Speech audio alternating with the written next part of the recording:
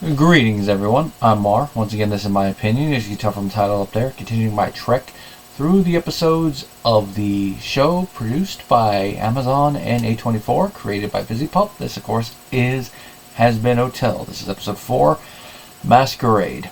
Like I mentioned at the end of the previous episode review, this is the one where we delve a little bit more into Angel Dust's whole mental state and why he's been acting the way he has, mainly as a side note. And of course, his relationship with Husk develops a bit more. And we get a nice couple little moments with Charlie. Now, this one seems to be all A-plot, because there's not really a lot of A-plot, B-plot back and forth in this one. It's just go straight on through with this one. Now, the plot begins in the hotel, like a lot of these episodes tend to do. And we start with the characters watching one of Angel Dust's adult films. Now it starts with the film itself and then cuts back and shows that they're watching this. And everyone seems a little uncomfortable watching this, and Angel Dust seems proud of this one. Like, yeah, I won an award for this one, yeah. And everyone's trying to play it off like, okay. And then Husk speaks up. Alright, this is where we get the... Everyone likes to bitch to the bartender. I know everything about you, and then lists off a bunch of things about everybody, about him knowing he knows just about everything. Like Sir Pentious being a lonely heart thing, which that's the first time they've ever mentioned him being a hopeless romantic in the show, which is going to tie in an episode or two time when everyone else goes out to the bar, so keep that in mind. And also likes to watch everyone sleep. Very snake-like. Of course, mentions that Charlie is a bleeding heart, and part of her issue isn't that she's a bleeding heart, is that she tries to fix everyone else's problems at the extent of ignoring her own, which is true, and part of that's going to come up in the next episode. Just keep that in mind. It also plays into her part here. Angel Dust and him get into a little bit of an argument at the bar, and then Valentino calls Angel Dust, and Angel Dust leaves. And Charlie, after a little bit of prodding, decides she's going to follow him. Part of it is that it's brought up that, hey, you are the princess of hell. You are Lucifer's daughter. As much as you bring that up, you rarely ever flex it. So far, the only time we've ever seen that be flexed a little bit was in the pilot when she got to go on TV and kind of made an embarrassment of herself. And that's the only reason that they really even let her on there. That and the fact that the previous person in the slot got canceled, but it's one of those things like, yeah, we'll put Lucifer's daughter on there. I mean, what could it hurt? If it wasn't for that, they probably wouldn't have entertained it. Now, Angel goes and he's starting to film a porn. Things are going the way you would expect. A little joke about them not being able to memorize their lines right, the acting and all that being stiff. Don't go there. Not the type of stiff I mean. And then Charlie shows up and starts making things bad. She starts talking with the person doing the sound, causing it to come into frame. Valentino knows she's there, and he's putting on an act, which you can tell that he really is trying to make it seem like he's nicer than he is, which the thing I have to say about that I love is how his voice actor plays it. Yeah, Joel Perez, he does a great job selling it to where he's nice to her, but then mean when he's behind closed doors. Which is the first time we really see it. You could see with the combination of the voice acting and the animation, he's holding it in.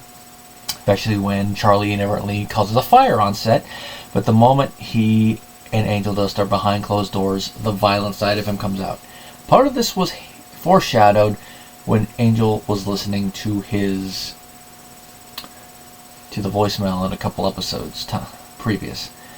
And, where it'd be nice, mean, but now we could see the mean part comes out, and you see that their business relationship is very violent. Part of it is because Angel Dust's soul is owned by Valentino, so there is that power differential, that dynamic there. Then add in the fact that Valentino is an abusive fuckhead, and you can see this is not the best situation for Angel Dust to find himself in.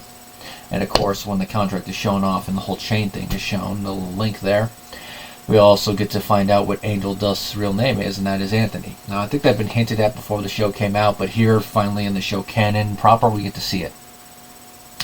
So poor old Anthony And of course, there's the whole thing about with his stage name and his real name, that in certain situations it's all Angel Dust, other ones it's Anthony. Like the first song, you can definitely say that it's Angel Dust putting up a front, but it is all Anthony coming out.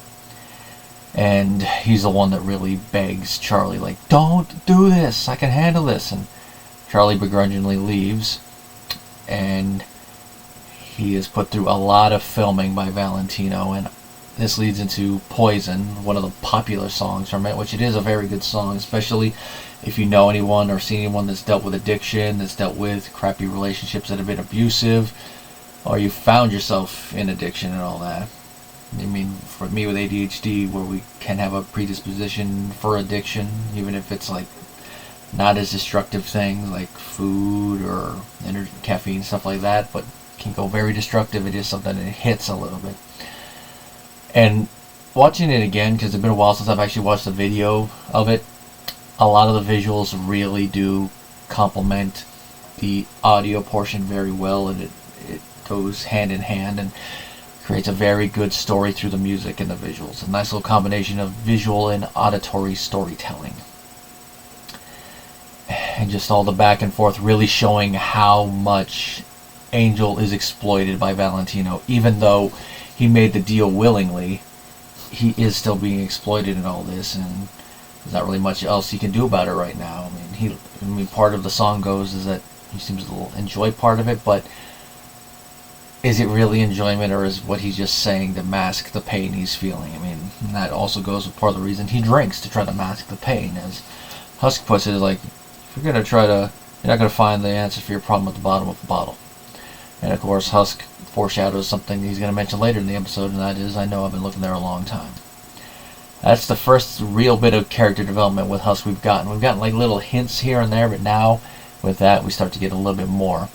And of course, after he leaves the shoot and he goes to a bar, Husk meets him there. Husk starts drinking, and he helps Angel, because it looks like Angel was about to be the victim of date rape because some sharks put something in his drink, and he intervenes. And of course, at first, Angel Dust is like, why'd you do that? I don't need you to jump in there and help me. It's like, they were about to put something in your drink. And of course, Angel Dust says a thing that really very apt for this type of situation, that is, you think I asked for this? Now, to tie it into the date rape part of it, no. Doesn't matter. Like, Angel Dust could have been there wearing nothing like we see in some of the porno moments. He would not be asking for it, despite what Valentino and his henchmen would probably say. But, to go into the other thing, because of how Angel views himself, combined with his whole contract and all that, I'm not surprised he puts himself in these type of situations. So I wouldn't say he's asking for it, but his reckless behavior to try to mask his insecurities and all the pain he feels because of where he is in his afterlife, he puts himself in these situations. So it's like he's trying to mask pain with more pain and dull it with all the booze and drugs he takes. And there is that. And of course, Husk can see through it, but actually getting Angel to come out and say it is a nice little stepping stone in their relationship. Because before this episode, they're acquaintances at best. I would say after this episode, they are genuine friends. And I can see why some parts of the fandom do ship these two when it comes to their ships coming from a story standpoint. And Husk, he does have a little heart-to-heart with Angel Dust in this whole situation, where he mentions that at one point he was an overlord, so nice little bit to get that confirmation. He had a lot of power, but when you have that power and you start taking more risks after risk after risk, and you take bigger gambles, odds are you're going to start losing and then eventually lose big. And he doesn't say it this way, but that's the way I'm putting it. You're going to eventually have to write a check your tush can't cash, excuse me. And when Husk did that, he had to make a deal. And through the visuals, I love this with the cards, where we see that the deal he made was with Alistair, which explains why Alistair had him at his beck and call, was able to get him at the hotel. And keep that in mind in another scene that will come up. And of course, this leads into the second song, one of my favorite ones. It's a duet between Husk and Angel Dust, Loser Baby. And this really shows how talented Keith David is, because I mean his vocals as a performer throughout this whole episode are great, from the crotchety aspect when he's tired of Angel trying to make a fool out of himself on him, and to the more tender moments where he's having the heart to heart. And then here, there's that deep voice with it, where he's like, things look bad and it's bad. That whole thing, going through it. And I love how it's a heart to heart song, but there is some comedy in there. Like, the song opens with him doing a heart to heart, and then he's like, well, let me just say you're correct. And Angel's like, what? And he's like, you're a I'm sorry, I'm not selling the vocals right, because I'm just laughing thinking of it. He's like telling him you're a loser, you're a fucked up little whiny bitch. And I just love how Angel's like, what? Yeah, thanks, asshole. Is this supposed to make me feel better? Just going through all that. And he does make Angel feel better through all of it, because it's admitting that you are a loser, but what your issue is. Like the line that really does bring that up is like, sort of Husk leads into it and hands off the song to Angel Dust, and he's like, coked up dick sucking hoe? Like, question mark? And Husk is like, oh yeah. And then that's where the song really gets into it, and the visuals when it gets to the appetite for gambling and all that, and we see just how bad off these two are, in the fact they both made deals that they didn't want to and that they regret after all these years, but it's the hand they've been dealt, and they got to make the best of the situation they are in for the time being. So they bond over being losers, as it were. And as they put in the song, they'll eat shit together, they can get through. And it is a nice little way for them to bond. And of course, the musical number's interrupted by the sharks, which that's only on the show version. The album version actually ends proper, but that makes sense. It's like, even in a musical, every now and then you're going to get it interrupted, and the sharks are like, are they singing? Leads to a nice little moment where they bond through combat. Angel Dust pulls out the 6 Tommy guns, and of course Husk starts using his gambling stuff, and they kick some shark butt. And like I said, they end up friends after this. They bond through their mutual situations, their heart to heart, their singing, and now through combat. And of course, when they end up back at the hotel, they're friends, and they're going to keep that. Now their dynamic is going to still be the same, where Angel is poking at it, but it's going to be more. It's going to be more of a friendly manner, not really trying to get under his skin manner. Unless you look at it as from that angle, like you would be trying to poke a friend, push their buttons within reason. Now, of course, when they get there, Angel tells Charlie, "Hey, yeah, I forgive you for what you did there," and Charlie breaks down. And I really love the way that this happens. He forgave me. And she's being held by Vaggie, and the look on Vaggie's face, where it's like a smile at first, and then goes into, "Okay, Charlie, okay, you're gonna be fine." Takes her upstairs to put her to bed, and that is this episode.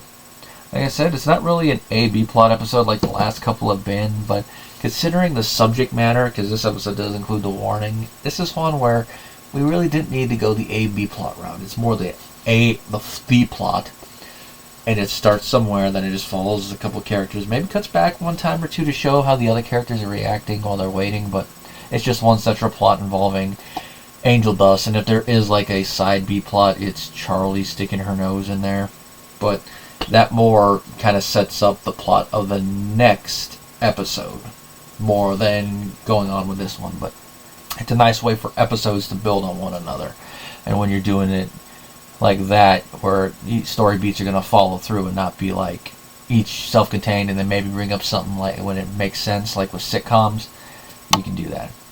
Especially if you're only going to have 8 episodes, you really have no excuse not to do that. And then there's not really anything else to talk about in this one. There's not much trivia. I've really talked about it, everything on there.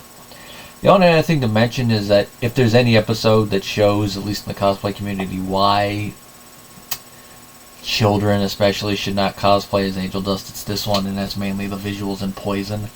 I can understand if you feel that your child is mature enough that you show them this episode or let them watch the show. I can understand that.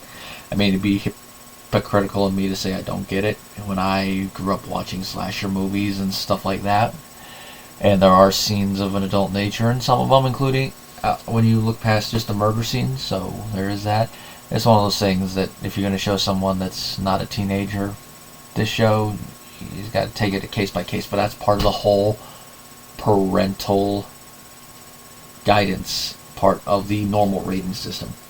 when it comes to the cosplay part, yeah, that's kind of where the line to be drawn. But I know it's a little weird that I have no problem with like them cosplaying serial killers from fiction like Chucky and all that, but there's a difference between cosplaying as someone that is a psychopathic murderer that maybe the kid might not get the full thing of, or they like the character and all that, versus cosplaying a character that is literally a porn star. That is where the flip comes over. It's one of those things. I don't know if I'd there's only a couple characters I can imagine. If I ever have children, I'd let them cosplay from this show. Or maybe, like, Baby Charlie, definitely one of them. But it's one of those things that as I get older, if I ever have kids, maybe I'd revisit my thought on that part of it. But if there's any, definitely it'd be Angel Dust. At least why they are, a very Ute. Maybe like an older teen, I wouldn't have an issue with it. Because older teen, like 16, 17, mentally there's not much more different between them and an 18-year-old.